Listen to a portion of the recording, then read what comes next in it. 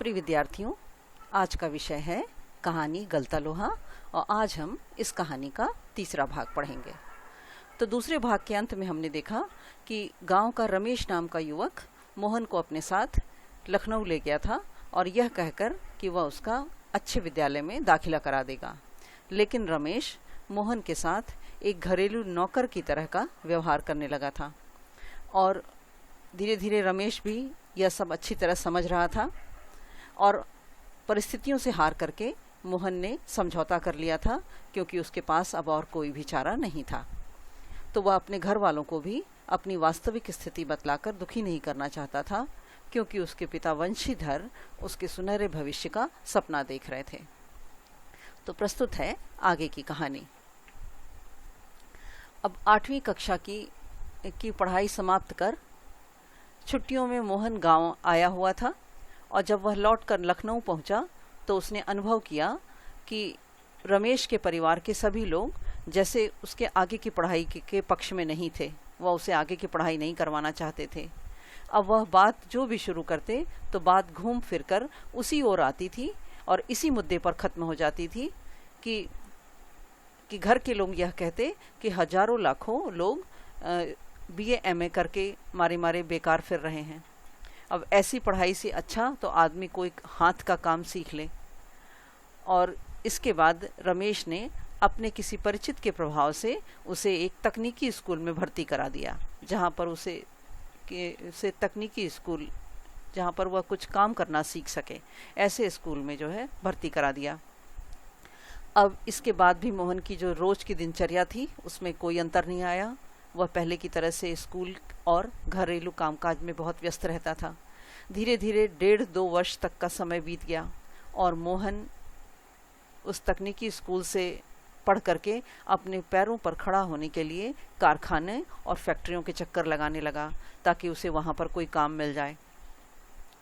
अब वंशीधर से जब भी कोई मोहन के विषय में पूछता तो वे बड़े उत्साह के साथ उसकी पढ़ाई की बाबत मतलब बारे में, तो वह मोहन की पढ़ाई के बारे में बताने लगते थे और उन्हें मन ही मन उनको यह दृढ़ विश्वास था कि एक दिन उनका बेटा बड़ा अफसर बनकर लौटेगा।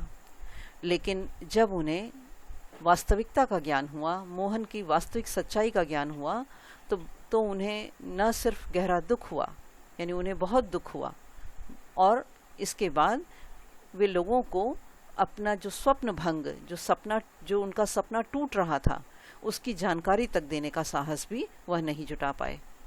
तो पिता वंशीधर को जब वास्तविकता का ज्ञान हुआ तो उन्हें बहुत गहरा दुख हुआ और वह किसी से भी कुछ कहने का साहस नहीं कर पाए। धनराम ने भी एक दिन उनसे मोहन के बारे में पूछा था, तो वह भी घास का एक तिनका तोड़कर दांत खोदते हुए उन्होंने बताया कि उसकी सेक्रेटेरिएट में नियुक्ति हो गई है। यानी वह दांत में तिनका लेकर धनराम से झूठ बोले कि सेक्रेटेरिएट में उसकी नियुक्ति हो गई है और वह शीघ्र ही विभागीय परीक्षाएं देकर बड़े पद पर पहुंच जाएगा। अब धनराम को तो पहले से ही मास्टर त्रिलोक सिंह की भविष्यवाणी पर पूरा यकीन था, तो वह बोल उठा कि ऐसा होना ही था।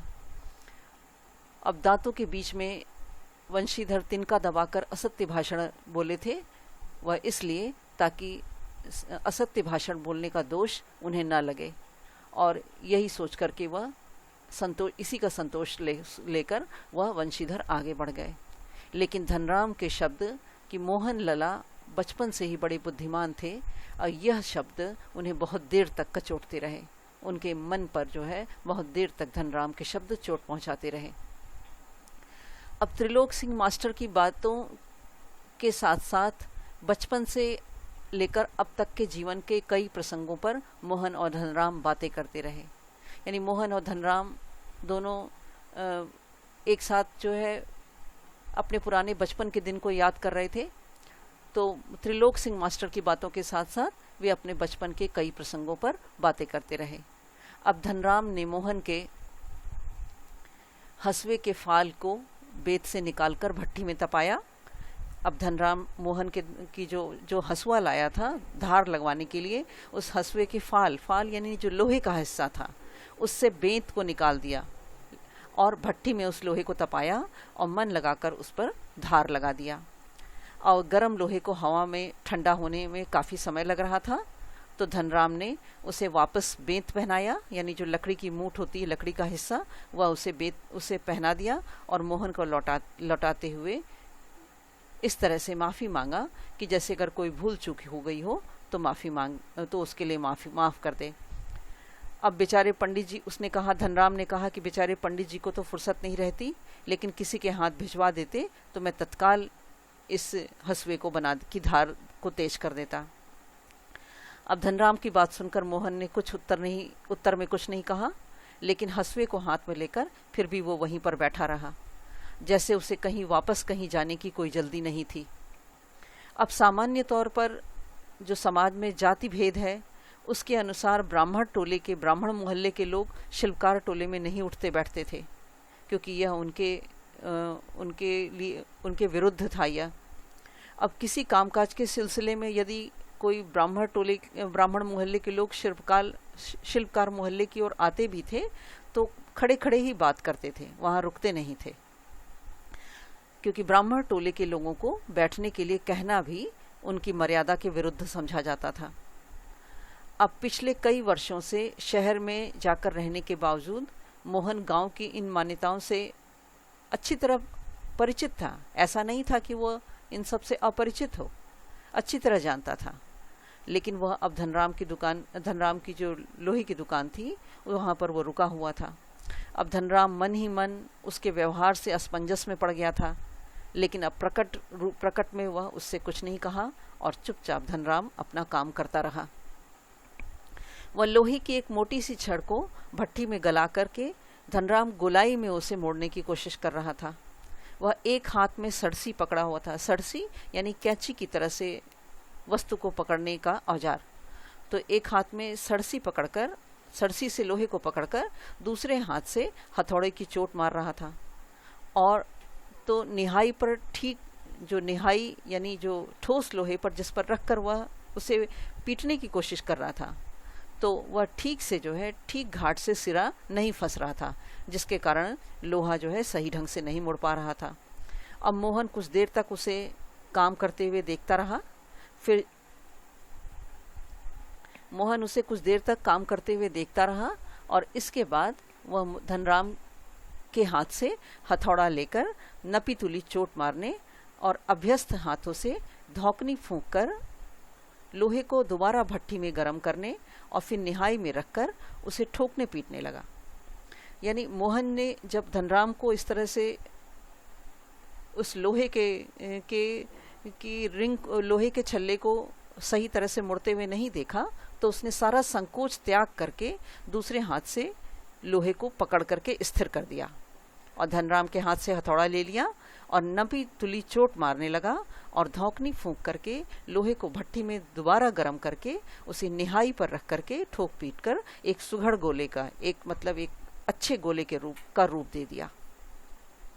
अब मोहन ने यह जो धनराम के काम में जो हस्तक्षेप किया, वह हस्तक्षेप इतनी फुर्ती और आकस्मिक एकदम अचानक से हुआ कि धनराम को चूक का मौका ही नहीं मिला और वह अवाक एकदम आश्चर्यचकित होकर मोहन की ओर देखता रहा।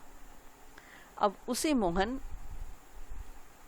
की कारीगरी पर उतना आश्चर्य नहीं हुआ। अब मोहन बहुत कारीगर था, अब वह यह जानता था, तो मोहन की कारीगरी पर तो उसे उतना आश्चर्य नहीं हुआ, लेकिन आश्चर्य उसे इस बात पर ज़्यादा हुआ कि पुरोहित खानदान का एक युवक इस तरह से काम में उसकी भट्टी पर बैठकर उसके साथ काम में मदद किया।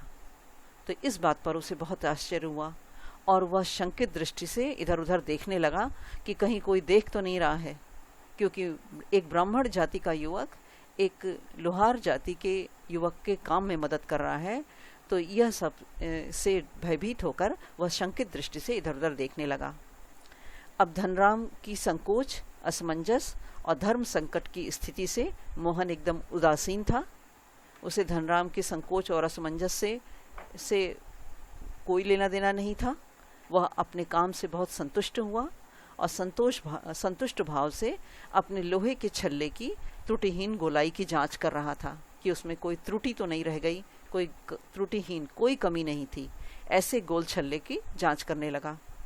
उसने धनराम की ओर अपनी कारीगरी की स्वीकृति पाने, धनराम की ओर देखा कि ताकि वह जो उसकी कारीगरी है उसको उसके प्रति स्वीकृति प्रदान करे कि तुमने बहुत अच्छा बनाया है।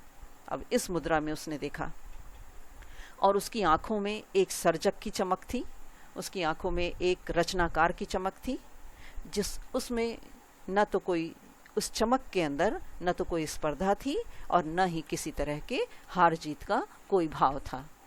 तो इस तरह ब्राह्मण जाति के युवक मोहन ने अपने व्यक्तिगत जातिगत आधार पर जो एक झूठा भाईचारा बना हुआ था, उस भाईचारे के स्थान पर मेहनत करने वाले अपने सच्चे मित्र की मदद किया और इस तरह उसके काम में मदद करता हुआ वह ऐसा प्रतीत हो रहा था मानो लोहा गल करके एक नया आकार ले रहा हो, यह जाति भेद, यह सब समाप्त हो रहा हो। तो यह थी कहानी गलता लोहा। आशा है आपको अच्छी तरह समझ में आ गई होगी। तो आज के लिए इतना ही। धन्यवाद।